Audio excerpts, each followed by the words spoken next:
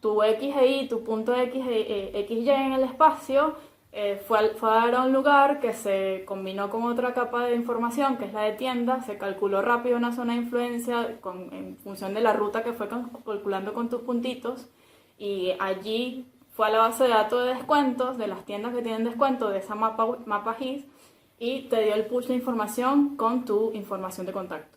O sea, eso está ocurriendo así, y por ahí lo damos por sentado, y hasta esquipeamos la notificación de qué fastidio esta gente enviándome ofertas, pero eso es GIS y online. Entonces, imagínate, pasamos de dibujar en un mapa a mano, eso seguramente en la edad de oro a nadie se le ocurrió. O sea, esa era la fantasía de los publicistas. Y pasa todos los días, pasa en un Rappi, pasa en un Uber. Es GIS, eso, todo eso es GIS.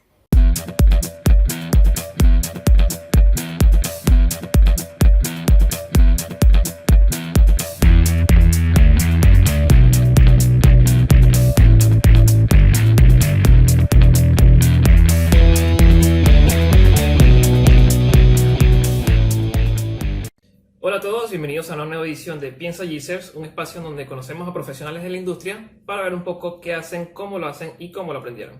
El de hoy tenemos una invitada muy especial, cuenta con 8 años de experiencia dentro del campo. Sus primeros pasos los dio dentro de la industria petrolera en Venezuela, luego pasó a Aeroterra, lo que es el distribuidor oficial de ESRI en Argentina y Uruguay, donde adquirió amplios conocimientos en GIS e inclusive llegó a cargos de liderazgo de equipos técnicos. Hoy en día se desarrolla como analista de datos sísmicos en ExxonMobil. Ingeniera geofísica de la Universidad Simón Bolívar. Actualmente reside en la ciudad de Buenos Aires. Ella es Lady Ramos. Lady, ¿cómo estás? Bienvenida a Piensa GIS. ¡Wow! ¡Qué intro! Bueno, muchas gracias. Gracias por el espacio. No, gracias a ti y de verdad un placer tenerte por acá. Y bueno, nada, un poco como ya comenté, como ya expliqué, la dinámica un poco es conocer tu rol profesional, cosas que ya has hecho, contar un poco de tu vida desde los inicios hasta ahora y ver cómo logras tener el perfil profesional que tienes hoy en día. En tu caso es muy particular y especial porque eres nuestra primera invitada no geógrafa, así que tienes el honor y la responsabilidad de contarnos Un compromiso. totalmente, desde el punto de vista de la ingeniería geofísica, a ver, sin tanta experiencia, el egresado, el perfil del egresado, ¿para qué está preparado un ingeniero geofísico? Bueno, es bueno arrancar por ahí porque me suelen preguntar qué hace un ingeniero geofísico y por qué estudiaste eso. Pero a ver, en grandes rasgos sería como un egresado de geofísico, ingeniero geofísico, tendría conocimiento de geología, de física y algo una base importante de matemática.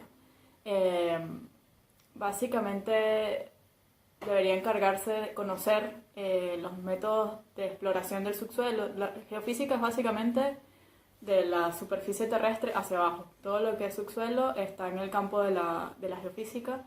La exploración del subsuelo, principalmente en búsqueda de yacimientos petrolíferos, de gas, minerales, acuíferos, y también un poco estudio del subsuelo para construcciones civiles. Entonces un ingeniero geofísico en ese perfil debería primero entender cómo son esos métodos de exploración o de prospección, que tiene mucho que ver con física, porque ahí es tratar de estudiar propiedades físicas de gravimetría, acústica, electromagnético, electricidad, y cómo interactúa eso con el subsuelo. Después, recuperar esa data y tratar de llevarlo a propiedades físicas. Y ahí hay un montón de procesamiento de datos. Generalmente son muchos datos, software muy pesados.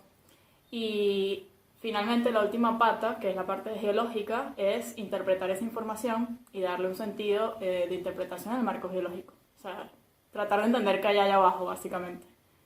Ok, no, muy interesante. Así que ese sería el perfil. Y creo que a todas las geociencias nos pasa eso, que es bastante difícil de explicar, a pesar de que son cosas que ocurren a nuestro alrededor. Es muy científico, es muy técnico y sí, realmente vamos a la raíz de cosas como el subsuelo.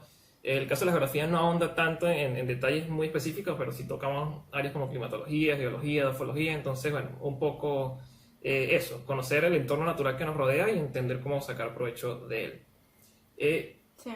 Como bien me comentas, todo lo que tiene que ver con el subsuelo son cosas que están fuera de nuestro alcance visual como seres humanos y hay que valerse de tecnología para estudiarlo, ¿no? Para interpretarlo. A nivel académico, Universidad Simón Bolívar, de Pensum los involucran de la mano con tecnología, no necesariamente GIS o no, que ven un poco de tecnología para abordar estas temáticas. Mucho de software de procesamiento de datos. A nivel académico se usa mucho MATLAB para el procesamiento de datos. Y después mucho software técnico propio de geofísica, por lo menos de interpretación. Bueno, Petrel se llega a usar, ¿no? Es un software con licencia académica. Kingdom, más para interpretación como tal del modelo del subsuelo. Te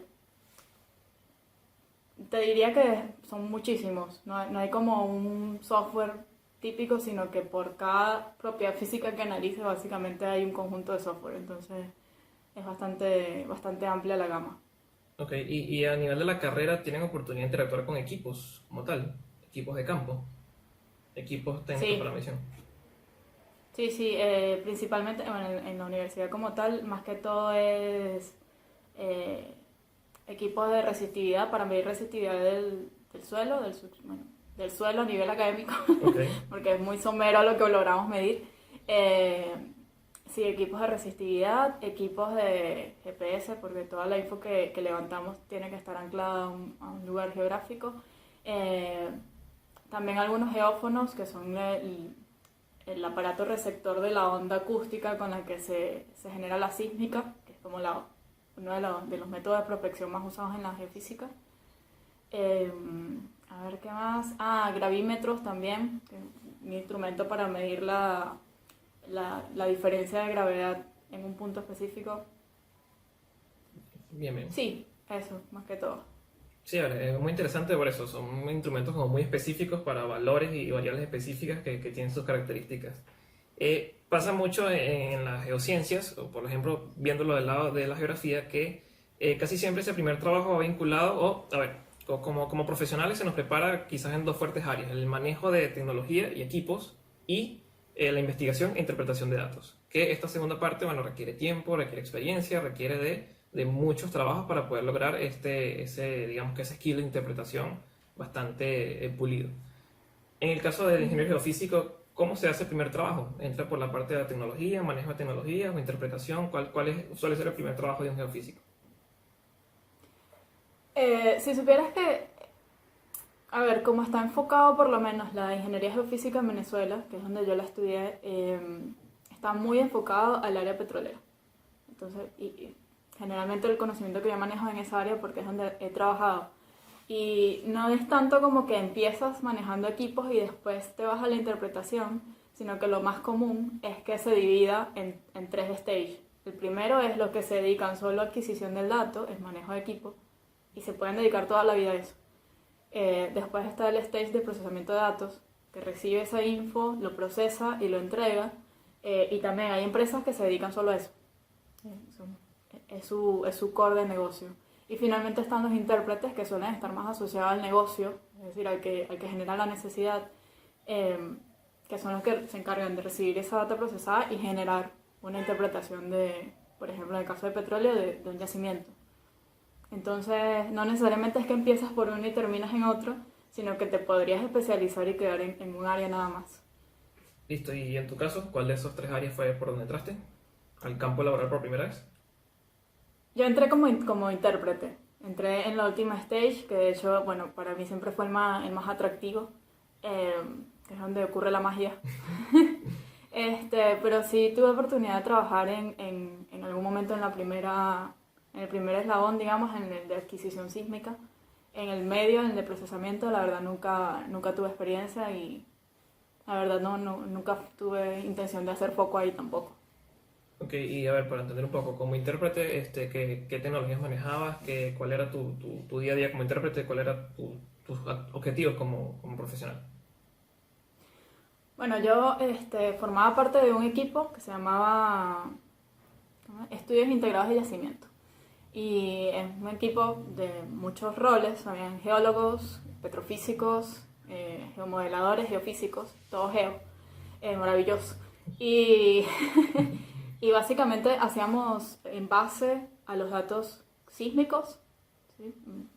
Un gran bloque sísmico, datos de pozo, también había muchas interpretaciones, y un modelo que estaba, bueno, en ese momento estaba en construcción, un modelo del subsuelo geostadístico, ¿no? Volumétrico, de la reserva de petróleo. Entonces básicamente el trabajo era trabajar en la interpretación de los límites de formaciones geológicas, los límites de falla, cómo interactúa esa información, que siempre era la base para construir este modelo geostadístico del yacimiento. Eso por una parte. Y la segunda parte de lo que hacía era el diseño de trayectorias de pozos, nuevos pozos productivos o pozos estratigráficos, que son pozos exploratorios, en base a la información sísmica. Entonces ya uno tenía un modelo armado, estructural, digamos, de límites de yacimiento, de fallas, de dónde estaban las formaciones con petróleo y las que no. Y en función de eso, en conjunto con los geólogos, construir trayectorias de pozo que siempre aprovecharan la mayor cantidad de yacimiento posible. Esas eran como las dos bases de mi trabajo. Bien, bien, muy interesante. Y a ver, desde lo que es la academia y esos primeros pasos en el campo laboral, ¿escuchaste de GIS? ¿Llegaste a relacionarte con algún GIS o tu entorno cercano? Mira, cuando estuve revisando un poco esto, me llama la atención que creo que nunca escuché GIS, como GIS. Pero cuando me pongo a pensar, en la carrera siempre hacíamos mapping. Como una base muy importante de la geofísica es poder hacer mapeo y análisis de superficie. Principalmente de propiedades continuas, un mapa de gravimetría, un mapa de amplitudes sísmicas, eso siempre lo hacemos, es como parte del trabajo, pero no se maneja como GIS, ¿sí? Sino que es como, digamos, yo nunca había escuchado que eso podía ser parte de un análisis geográfico, por ejemplo. Listo, listo. Bueno, muy interesante este pequeño recorrido que nos ha dado Lady hasta ahora de su desarrollo profesional académico y primeros pasos en el campo laboral. Y bueno, digamos que una industria muy interesante, términos muy complejos, que obviamente para ella son bastante familiar, pero sin duda, trabajar en industria petrolera en nuestro país significa desarrollar un perfil profesional muy interesante y sobre todo asociado a una industria que es exigente en cuanto a tiempos y resultados, ¿no? Porque entiendo que en todos estos procesos hay dinero de por medio, hay inversión, hay toma de decisiones importantes. Muchas veces nos pasa que a nivel académico, bueno, hacemos ejercicios académicos, trabajamos desde el punto de vista de investigación y de resultados descriptivos. Cuando llegamos al mundo laboral hay una serie de skill más que nos pide, que son relaciones interpersonales, comunicación, liderazgo, contacto directamente con el cliente, si te toca o no. Cuéntame un poco cómo fue esa otra cara a la moneda cuando abordas el mundo profesional en la industria petrolera. Mira, das en el clavo, la verdad, porque yo creo que como técnicos, tal cual, en la universidad nadie te enseña que además de generar un resultado preciso, hermoso, con el valor que tenía que dar, además tienes que poder venderlo, ¿no? Y convencer al que está del otro lado de qué es lo que tenía que ser y además lo que el otro necesita. Eso nadie te lo enseña nunca. Y no, lamentablemente hasta que cambien las formas de educación en ese sentido y se involucren más un poco estos temas blandos, no hay otra que aprenderlo a golpes cuando entras en la industria. Y en mi caso, creo que fue de a poco, ¿no? Esto de empezar a trabajar en equipo. En mi primera experiencia en Venezuela, realmente tuve muy poco contacto con cualquier ente exterior a la empresa. Era mucho de trabajo en equipo y trabajo entre equipos. Y ahí empecé a entender un poco esto de que tu rol nunca está aislado. Por más de que seas el único analista X de tu empresa, siempre vas a estar involucrado con otra gente. Pero después cuando empecé a trabajar un poco más con clientes, ahí fue que me di cuenta de que va un poco más allá, ¿no? No es solamente trabajo en equipo, sino trabajo con gente, que es otra cosa, ¿no? Y ahí es donde entra el rol de la comunicación, que para mí es el 50% de el éxito profesional en cualquier área donde te desempeñes. la parte técnica se reduce al 50%. Eso lo aprendí definitivamente. El poder escuchar al otro, entender qué quiere, sea un cliente, sea el otro de tu equipo, sea tu jefe, entender qué quiere, qué lo motiva, qué está detrás de eso, es decir, cuáles son sus preocupaciones reales, y después entregarle resultados de la manera en que satisface esas necesidades, ¿no? Que no necesariamente es que el resultado sea preciso, sino que se quede tranquilo con lo que tú le dices, ¿no? Claro. Ni siquiera le tienes que entregar el resultado, pero se tiene que quedar tranquilo Total. con lo que tú le dices. Y ahí está todo el peso del éxito profesional para mí en la comunicación. Sí, total, es muy importante y como bien dice Lady, no es algo que se enseña en la universidad y lo aprendes con el tiempo y es normal sentirte inseguro porque obviamente, a ver, por lo menos en Venezuela solemos tener ese primer trabajo con unos 22 años, puede ser aproximadamente, entonces sí, o sea, obviamente es complicado sentirse seguro que lo que estás haciendo es así y defenderlo y proponerlo, inclusive maniobrar, emprender a negociar de que no tienes el resultado listo, pero va a estar listo, a saber hacer medias entregas. Quizás en la universidad nos acostumbramos a hacer un trabajo completo y desarrollarlo y defenderlo al final. Acá constantemente tenemos que estar dando resultados y eso es algo que se aprende sobre la práctica. Sí, seguro, pero más que todo es atreverse, ¿no? El primer paso es atreverse a esa interacción y como tú dices, al principio siempre es difícil, pero empezar a interactuar, salirse un poquito del molde académico, ¿no? De que A es igual a B y nada más. Empezar a probar, a interactuar, a preguntar. Práctica. Tú bien lo decías, práctica nada más que práctica. Seguro. Y a ver, un poco, para cerrar un poco el ciclo, en Venezuela, ¿te desarrollaste en otra área diferente a la de interpretación o siempre te mantuviste ahí? Estuve ese año y medio que estuve en PDVSA, estuve en ese equipo como intérprete. Tuve otras experiencias, pero eran más cortas, de pasantías o prácticas profesionales y un año durante la tesis también, pero era como intérprete también, preparándome para eso. Listo, perfecto. Bueno, entonces aquí vamos a hacer un salto porque como muchos nos toca en estos últimos años, Lady migra, sale de Venezuela y llega acá a Argentina. Y su primer trabajo, digamos que dentro de su área profesional o dentro del campo profesional, dicho de esa manera, es dentro de Aeroterra, que es la distribuidora ESRI oficial en Argentina, Uruguay. Acá, yo sin saberlo, puedo asumir que para Lady fue un cambio completamente distinto, porque sales de una industria petrolera a una empresa completamente GIS, completamente orientada al negocio y con una alta exposición al cliente, muchísimo, 3000 veces más de lo que probablemente ella estuvo en la industria petrolera. Entonces, nada, cuéntanos un poco cómo fue ese cambio y cómo lo viste. Primero, ¿cómo te atreviste a postularte allí? Y, Buena pregunta. Exacto, pero creo que es importante empezar por ahí. ¿Cómo te atreviste a postularte y cómo te sentiste segura de hacerlo? Y bueno, ¿cómo fue esos primeros días, esos primeros meses? Bueno, es toda una historia, ¿no? Porque yo venía de la industria petrolera, llegué acá a Argentina, el barril de petróleo estaba 40 o menos, así que no estaba en su mejor momento la industria petrolera, pero yo insistía en conseguir trabajo como geofísico. Hasta que me di cuenta que estaría bueno desarrollar otras skills y empecé a estudiar de Project Management, un posgrado, y empecé a estudiar también a distancia GIS, Sistema de Información Geográfico, con la Universidad de California. Y bueno, en algún momento salió esta idea de trabajar para Aeroterra. Yo lo encontré por la web y cosas de alineación de planeta. Conseguí un mail de recursos humanos y apliqué. La verdad estaba muy animada en ese momento porque yo todo lo que venía sabiendo era por un posgrado online y nada más.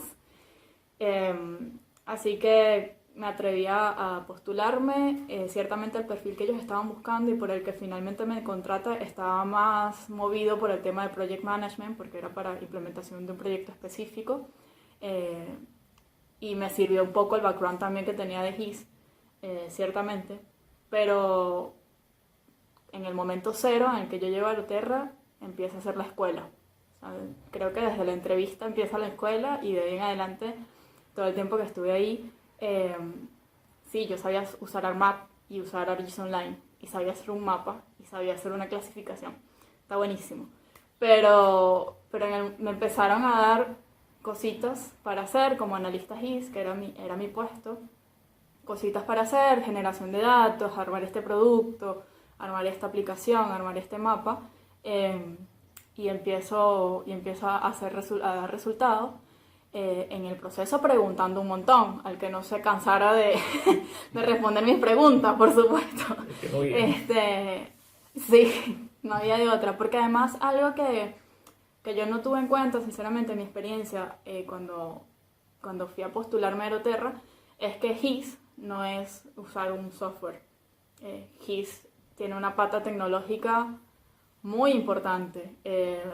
No es un mapa, es todo un sistema, y un sistema tiene muchos más elementos que un software.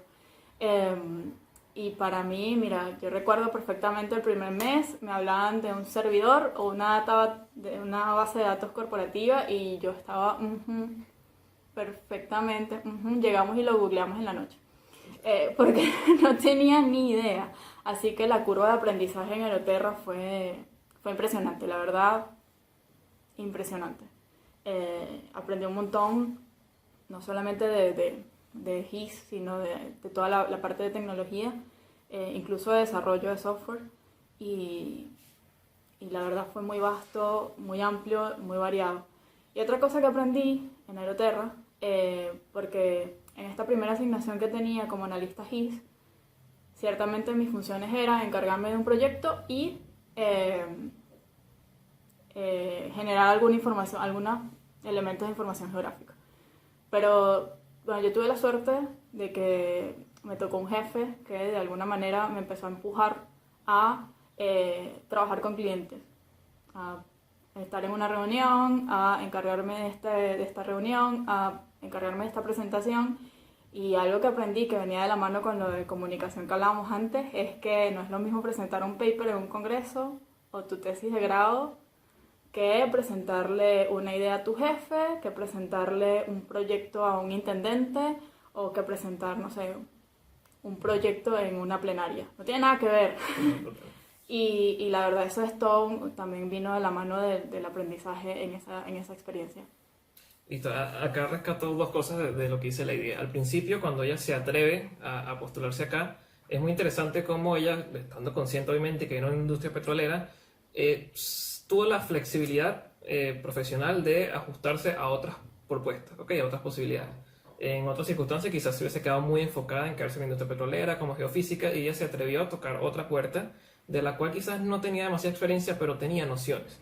Y eso es muy importante a la hora de migrar, si no estás migrando igual, de conseguir un trabajo, de cambiar de área. No se trata tanto de mentir en el currículo, sino de que tengas nociones y que puedas defender esas nociones, porque obviamente todo lo que coloques ahí tiene que ser defendible. Pero si tienes al menos una idea, yo creo que del lado reclutador, yo como reclutador vería que tú tienes una capacidad de autoaprendizaje bastante amplia, y de autogestión de tus ideas y tus conocimientos. Entonces, esas son cosas que se dejan ver un poco si del lado de reclutamiento hay un buen trabajo y el que te está buscando contratar lo entiende de esa manera. Y nada, me parece genial un poco esa historia de atreverse, de un poco ser flexible y probar cosas nuevas que puede que estén un poco desalineadas con tu base profesional. No hay que cuestionar los tiempos que pasaste en la universidad, sino que estás adquiriendo nuevos skills, estás adquiriendo nuevas habilidades que a futuro van a rendir sus frutos. Y yo creo que sí. Perdón. No, sí. No, yo creo que si tú estás en una situación así, en la que vas a ir a pedir un trabajo, en algo en lo que no necesariamente te graduaste, pero que tienes, como tú dices, unas nociones, tienes un aprendizaje más corto, lo más importante que creo que puedes mostrar es que tienes las ganas de aprenderlo, ¿sí? No tienes que saberlo. Eso es un mito de la universidad, que tú tienes que salir sabiendo un montón de cosas. No tienes que saberlo, pero tienes que tener la actitud para aprenderlo. Y eso creo que es lo más importante, y como dices tú, la apertura, ¿no? La apertura a aprender algo así no sea de tu área. Sí, un poco eso. Y bueno, creo que va por ahí. Y el otro detalle que quería resaltar era tu interacción con los clientes en Terra es muy distinta a tu quizás experiencias de interacción anterior, porque dentro de la industria petrolera con clientes petroleros podías hablar en términos petroleros. Digamos que era el mismo idioma en todo momento.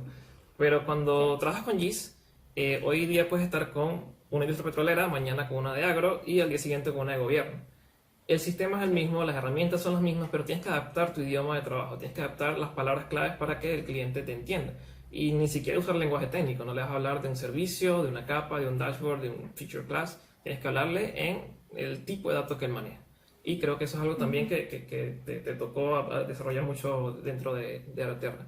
Llegas a ese cargo también de líder de soluciones. Cuéntame un poco cómo termina ese crecimiento profesional ahí dentro de Aeroterra y cómo crees que fuiste desarrollando ese perfil para llegar a ese punto. Bueno, un poco esto que decía de la apertura del aprendizaje, creo que fue fundamental. De vuelta, yo arranqué como analista GIS, me fui sumando aprendizaje, me fui sumando skills, me fui sumando responsabilidades también y me fueron empujando al cliente, de cara al cliente, y llega un punto en el que te das cuenta de que todo eso que aprendiste es suficiente y hasta más para empezar a hablar otro lenguaje, como tú dices.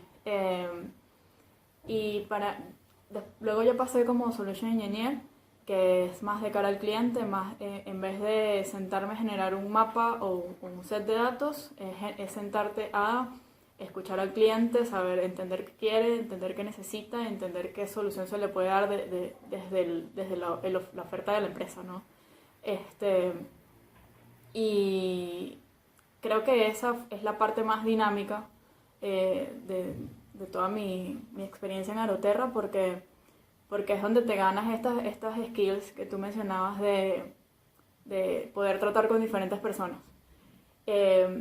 Y llegó un punto incluso en el que me pasan como a trabajar como líder de los Solution Engineer, un poco liderando estas interacciones del equipo con los diferentes clientes, del equipo con los diferentes entes dentro de la empresa, los diferentes grupos de la empresa.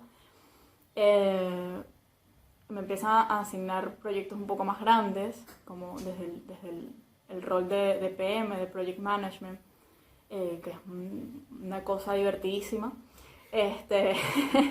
Y porque básicamente está en ti el poder responder ante las necesidades del cliente y las expectativas del cliente y que siempre se mantenga alineado a la estrategia de la empresa, ¿no? Que es un límite complicado.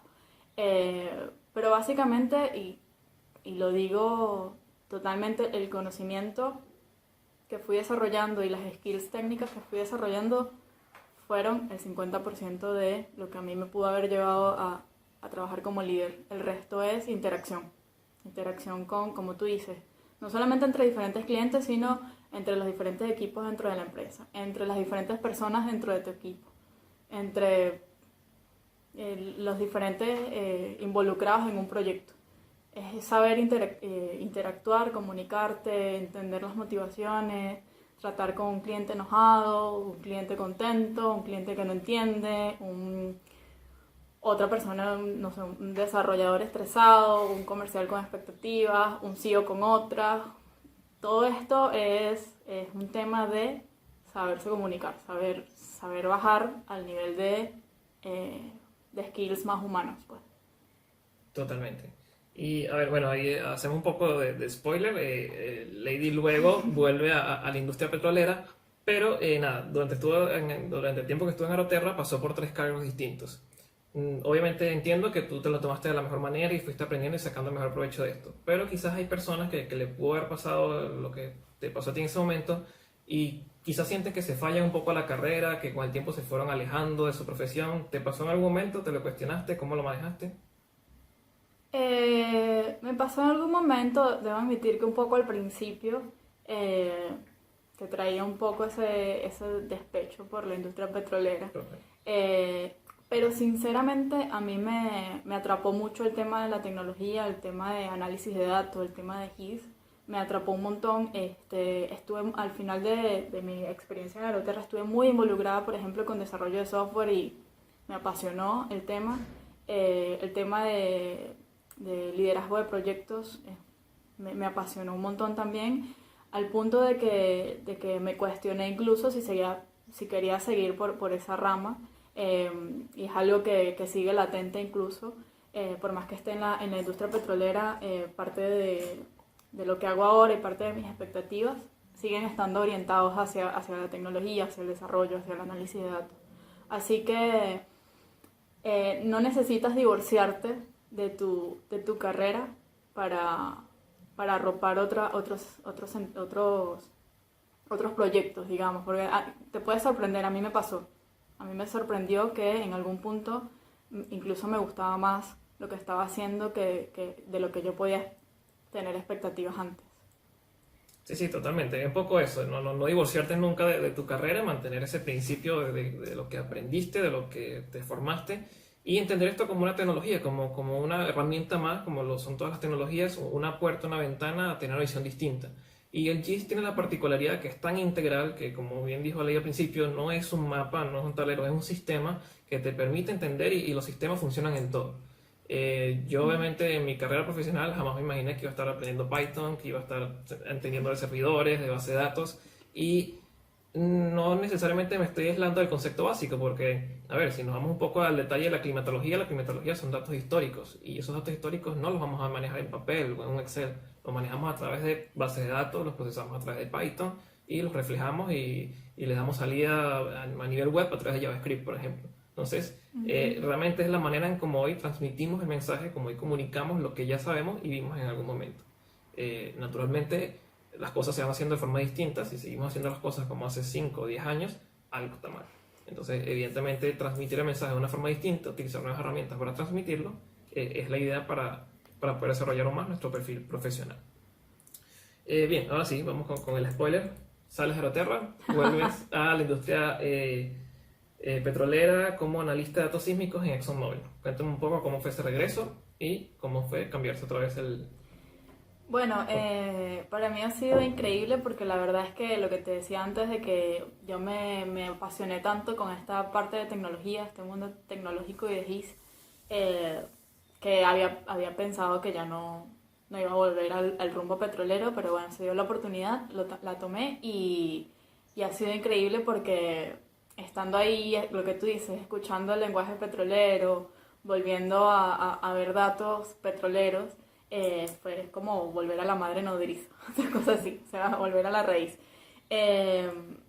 Y no es otra vez, no se trata otra vez de un divorcio porque por suerte yo tengo la gran suerte de que puedo combinar en mi trabajo la base de geofísica para entendimiento del dato sísmico y la otra parte de mi trabajo es GIS, básicamente. Así que Perfecto. no se trata de una separación, no. Así que ha sido bastante fluido, la verdad, desde el principio, porque la base de GIS me ha servido un montón.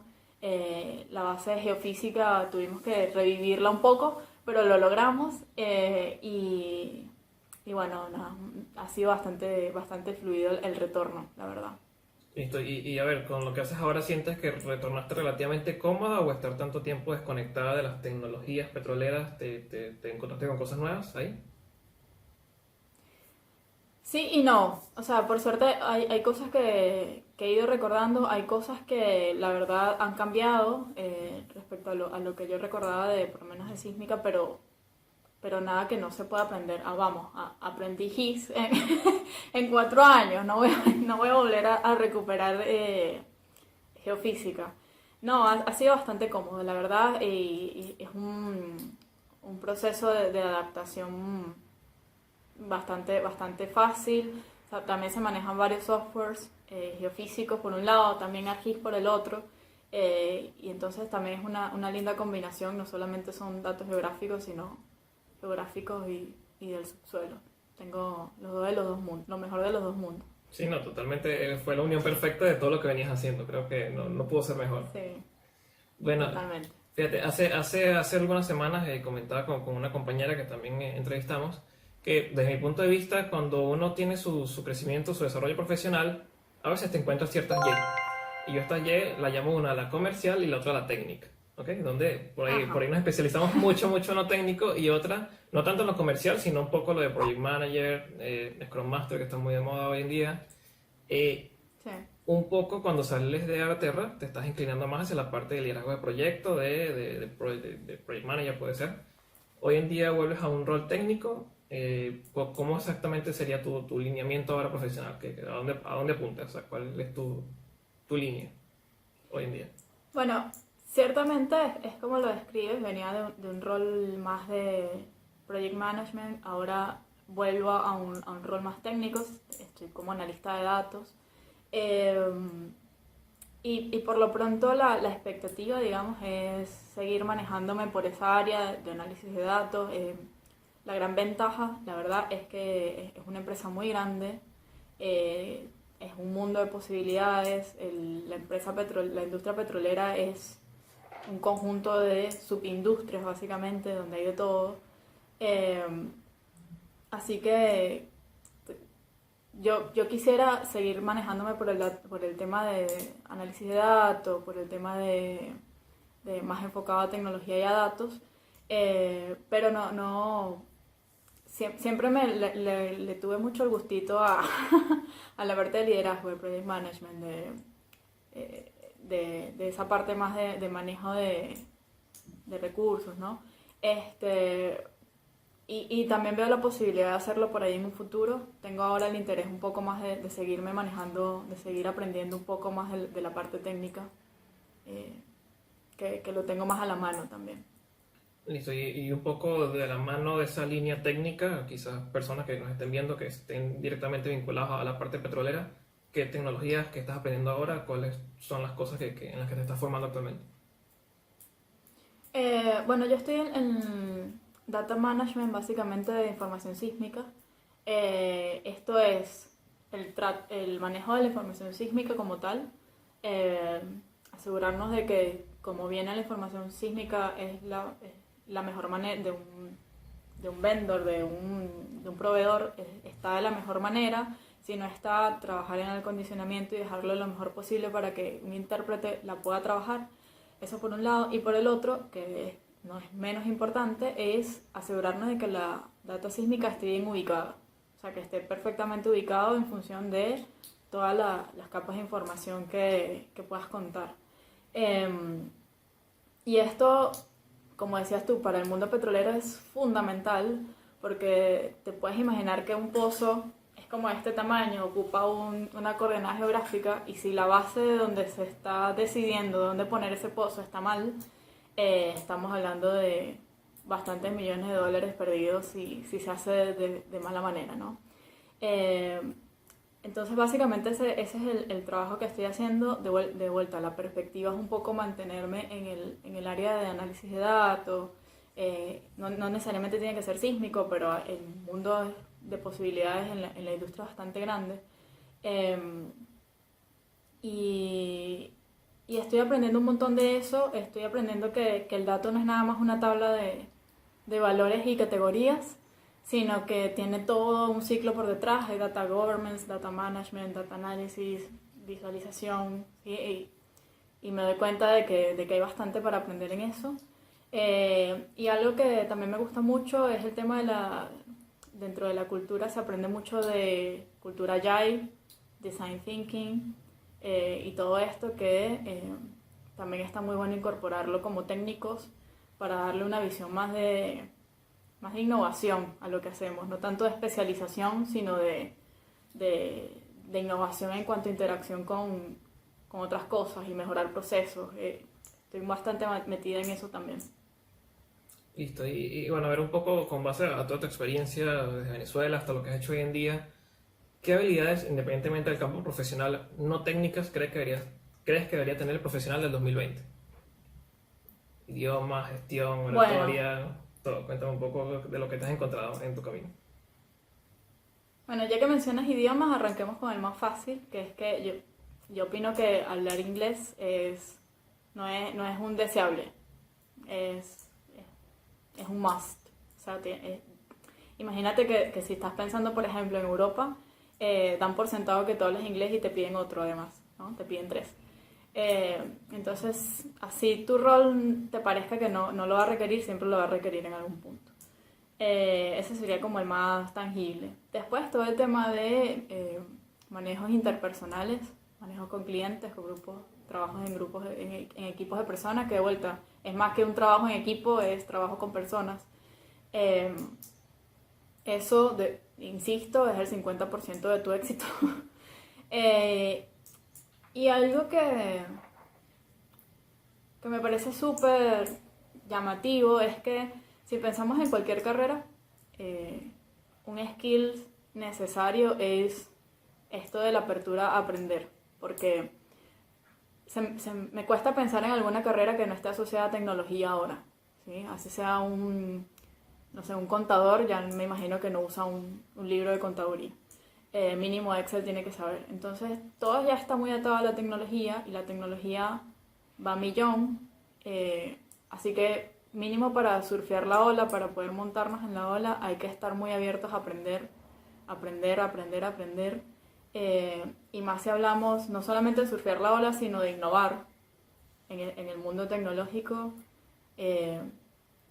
Yo escuché hace algún tiempo a un CEO de Google que hablaba sobre la cultura Google de innovación, y él decía que la clave está en probar rápido, lo que sea, la idea que tengas, pruébala rápido, equivócate rápido porque probablemente te equivoques, aprende rápido de esa equivocación y genera nuevas ideas con eso, hasta que dejes el clavo. Pero es perder un poco la perspectiva de que tienes que tener el proyecto armado antes de dar el siguiente paso. Prueba rápido lo que sea que tengas en mente, saca conclusiones del resultado y otra vez vuelve a intentarlo. Entonces creo que eso aplica mucho para todo lo que tenga que ver con tecnología, que de vuelta para mí toca todas las carreras en la actualidad. Sí, total. Creo que esa visión nos da mucho esta industria del sistema, el de probar rápido, iterar, esas frases que ya empezamos a incorporar como si fueran partes y realmente es parte de nuestro día a día. Sea cual sea tu área profesional, no sé, inclusive si sea la cocina, cualquier idea que tengas, pruébala, no tienes que esperar que sea perfecta, pruébala, ponla en práctica, equivócate y mejora, y ya sabes que por ahí no es el camino, y si no dio resultado, ese no es el camino a recorrer, vas por otro y ahí de alguna manera hay alguna ganancia. Y evidentemente... Sí. Perdón. Y no esperar que, o sea, la falla de tu idea no es algo malo. La falla de tu idea te da más input para poder generar una idea mejor. Entonces también busca la falla. La falla suena raro, ¿no? Suena ambivalente. Pero que falle tu idea es positivo. O sea, eso te da más input de lo que necesitas seguir haciendo. Muchas veces le huimos mucho al fracaso, ¿no? No, tengo que hacer esto muy bien para que no fracase mi idea. No. Hasta que fracase. Busquemos que fracase para poder sacar realmente lo que necesitamos de ahí. Sí, a ver, con eso les comparto un ejemplo muy sencillo y personal. Cuando yo comencé el canal, hacía algunos tutoriales, explicaba algunas cosas de GIS y me parecía cool ponerle música de fondo. Yo quería ponerle música para que fuera súper moderno, súper joven, y me decían, qué buen material, pero qué música decían una mala palabra.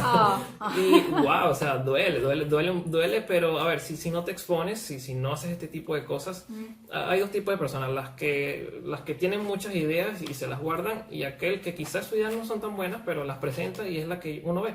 Y realmente lo que te llega es lo que terminas consumiendo, lo que te llega es lo que terminas conociendo, y esa persona poco a poco se va formando, mientras que el que se guardó la idea ahí se engavetó y nunca sucedió.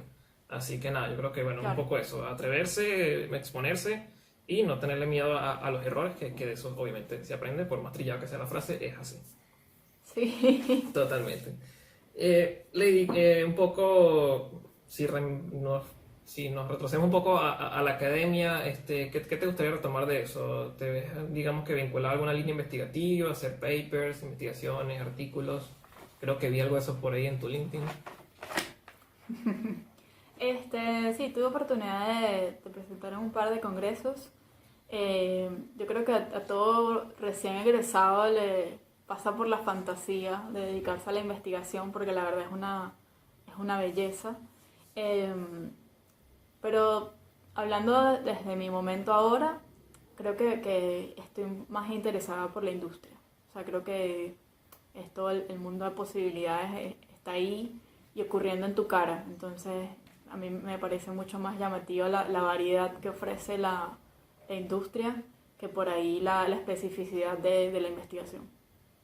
Totalmente de acuerdo y realmente válido porque, a ver, es así, a veces nos asfixiamos con tanta información nueva que hay y eso, queremos como que montarnos en la ola y no bajarnos porque si no nos vamos quedando. Así que no, creo que yo particularmente comparto un poco tu línea como lo ves. A ver, vamos a refrescar un poco tus skills de preventa, Gis, ¿ok? Por Dios. Para hacer, digamos, acá un ejercicio, nada, como para que las personas que nos ven y quizás no conocen tanto del GIS conozcan un poco de qué va esto y cómo está en nuestro día a día. Y bueno, muy bien definido GIS al principio, no es solamente un mapa, sino un sistema, algo que viene a generar soluciones, que esa palabra también la aprendemos en el campo laboral, dar soluciones, no son investigaciones ni trabajos, sino soluciones. Cuéntame algo que se te ocurra que hace 60, 50 años era muy difícil de hacer, era muy difícil de levantar y hoy en día con los GIS se resuelve muy rápido. Hoy en día está a nuestro alrededor y capaz lo ignoramos. Bueno, a ver, si pensamos que un GIS es o sea, como en su definición básica, es la interacción de información geográfica en un lugar, va a salir alguien a decir, bueno, pero un GIS es un mapa y hace 60 años hacíamos mapas. Y sí, un profesor de la universidad nos hacía hacer mapas con una hoja gigante con papel y cuando nos daba nueva info había que borrar todo y seguir haciendo las curvas de nivel otra vez. Digamos, ahí no hay innovación, ¿no? Pero cuando pensamos que esa información geográfica y esos mismos puntos, de lo que sea que estemos hablando, están montados sobre una plataforma tecnológica que abre las puertas del mundo digital, ahí es que empezamos a hablar de posibilidades, ¿no? A mí se me ocurre algo que a mí no deja de sorprenderme, es el tema del tracking online, ¿no? El tracking de lo que sea y de ti mismo con tu smartphone en el bolsillo. No es algo que sea nuevo, pero a ver, se me ocurre, por ejemplo, una aplicación que no es de mis favoritas, para ser honesta, pero sí es muy sorprendente, que es el tema del geomarketing. No sé, en los años 50 o 60 creo que era la llamada edad de oro del marketing en Estados Unidos y se basaba en tener como una gran idea del producto, resaltar sus características, que sea pegajoso el eslogan con el que lo vende y más que todo resaltar la diferencia respecto a otros productos. Recién al final de los 60 es que a alguien se le ocurrió agregar factores demográficos allí. El típico ejemplo de que si pones la cerveza al lado de los pañales, entonces se van a vender más porque el hombre que va a comprar pañales se lleva también la cerveza. Pero pasó un montón de tiempo antes de que a alguien se le ocurriera agregar también la componente geográfica como una componente de análisis, no nada más como dónde están ubicadas las tiendas. No nada más como un mapa de puntos, básicamente.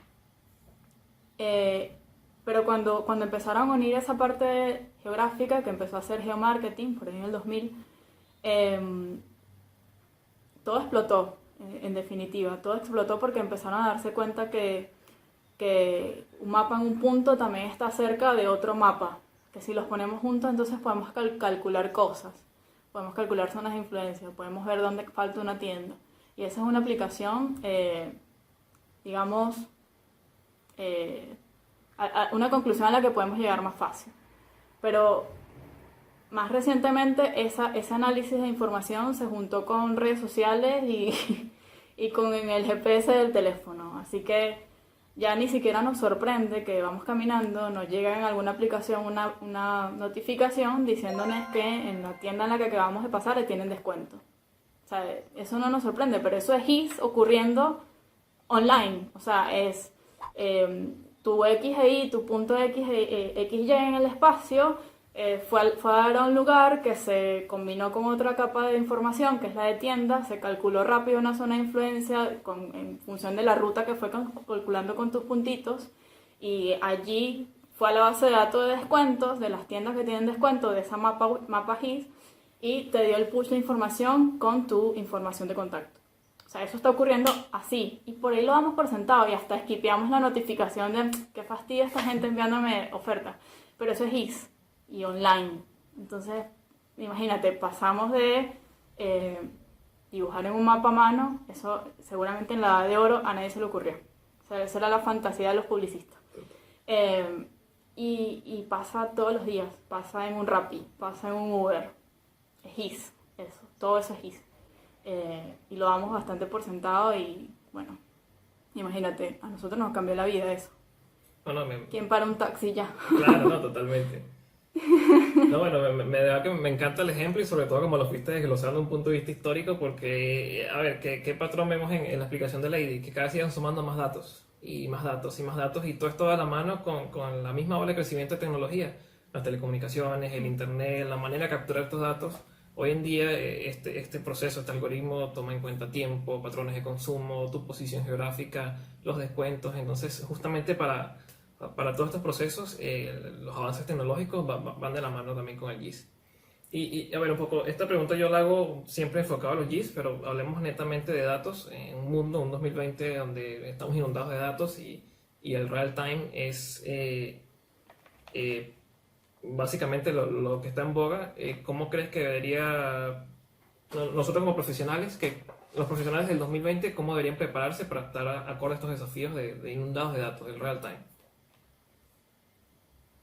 Bueno, un poco pensando, volviendo a mi inicio de experiencia en Aeroterra, de esto de que yo sé hacer un mapa, pero no sé qué es un servidor, yo diría arrancar por ahí, porque el dato existe, porque existe la tecnología que lo genera, que lo puede almacenar y lo puede procesar. Entonces, yo creo que nunca podemos disociarlo, ¿no? Siempre pensar que tanto como conoces el dato, tienes que conocer lo que lo soporta, porque esto probablemente le dé más posibilidades al dato, ¿no? La tecnología probablemente le dé más posibilidades al dato. Aprender Python le dé enriquezca más el dato y lo explote mucho mejor que el dato en sí mismo, ¿no? Entonces, primero eso, no disociar la tecnología del dato, creo que es fundamental. Y si hablamos de eso, entonces es lo que mencioné un poco antes, es el tema de mantenerse en la ola, aprender muy rápido, ser más ágil literalmente de cultura agile, ser más ágil en el modo en que enfrentamos los retos, en el modo en que enfrentamos un nuevo proyecto. Es un tema de probar, entregar un resultado parcial, como decías tú, ver qué pasa con eso, evaluar, volver atrás. De eso se trata el tema de tecnología, ¿no? Y el dato es, vamos a ser capaces de abarcarlo en el modo de que podamos entender que no son tablas con atributos nada más, ¿no? Sino que es Big Data. Es Big Data y es data ni siquiera relacional, ni siquiera es que de uno a muchos o de uno a uno. No, ni siquiera lo podemos tratar ya así, vienen a ser estructuras un poco más abstractas. Entonces es un poco abrir la cabeza, a empezar a pensarlo de otra manera y no del modo más específico como por ahí salimos aprendiendo de la universidad, ¿no? Sí, total, y es un poco esto. Estoy seguro que tanto Lady como yo quizás no tenemos tantos conocimientos de Machine Learning ni de Deep Learning, pero sabemos que va allá a todo. Sabemos que nuestra industria y los datos, lo que ocurre a nuestro alrededor, está enfocado en eso. Y nada, quizás no necesariamente ser especialista, pero sí entender qué está pasando, sí entender cómo se va a comportar ese dato futuro y sí entender qué va a ser necesario para poder procesarlo y darle valor agregado.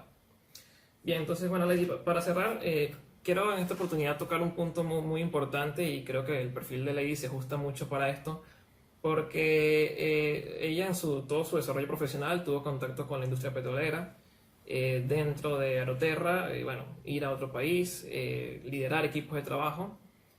Somos personas jóvenes, ¿no? Creo que no, Por favor. Totalmente.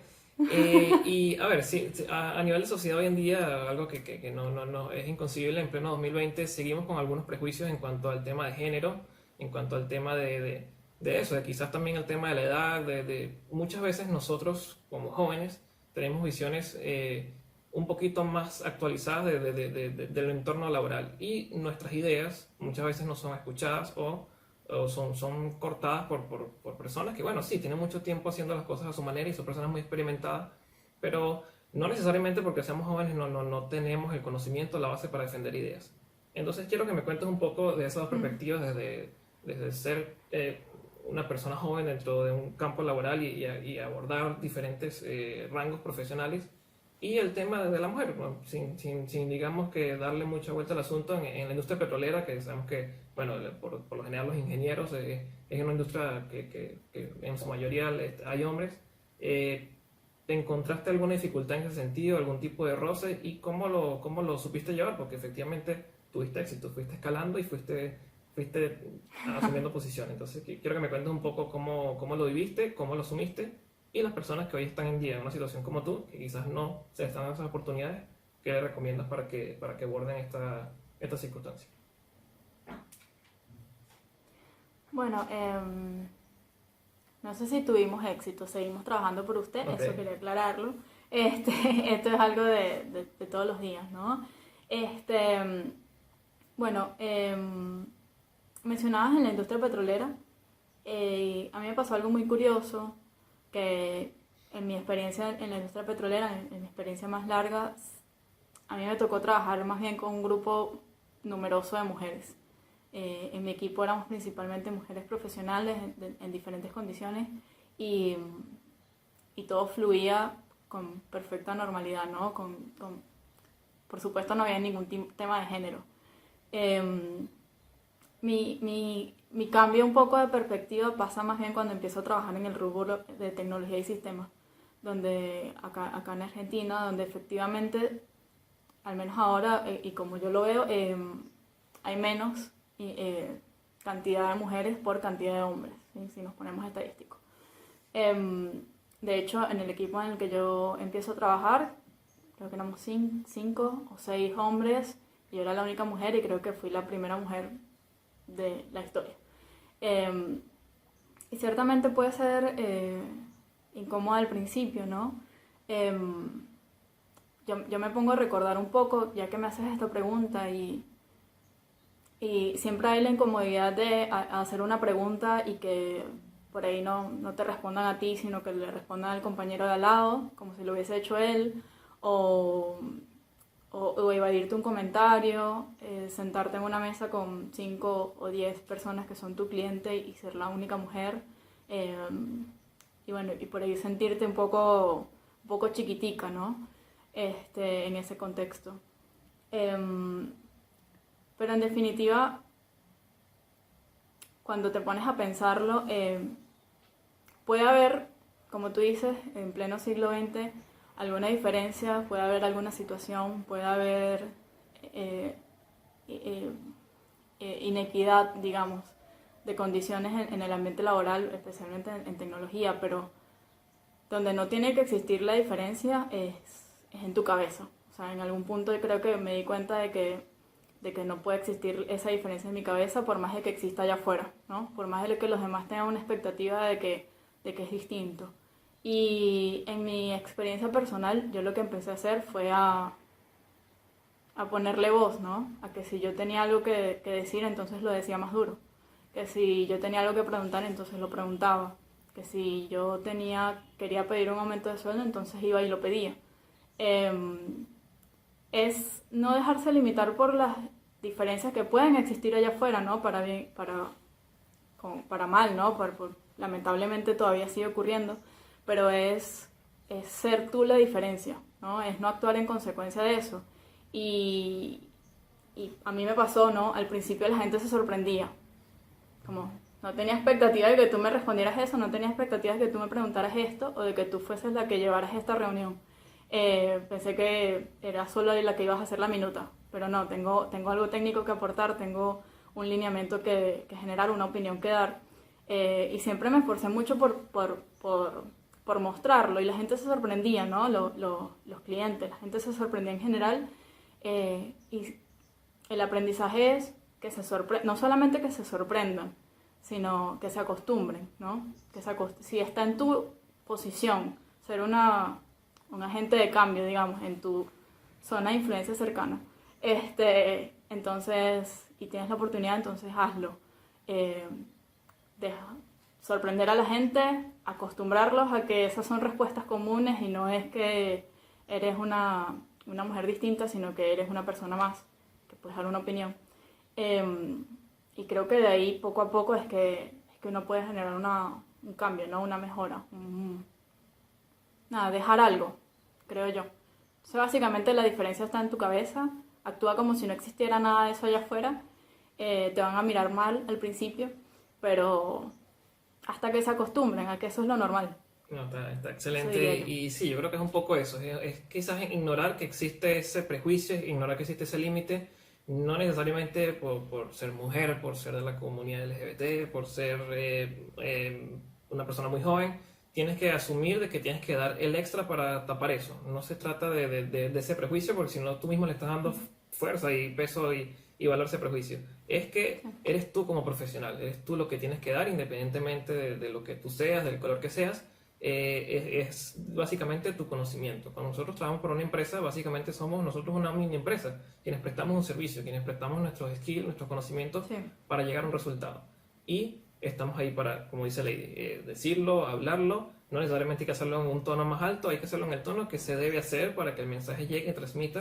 Y justamente creo que un poco eso es el ejercicio. Muchas veces quizás esos prejuicios existen por costumbre, porque nunca alguien lo hizo diferente, porque la persona, el oprimido, asume que es oprimido y quizás el opresor lo descarta, por no usar términos complejos, ¿no? Pero me entiendo un poco lo que quiero decir desde el punto de vista de que el prejuicio es que está en la mente, y si tú no piensas que hay un prejuicio, vas a tener completamente libertad para expresarte y dar lo mejor de ti.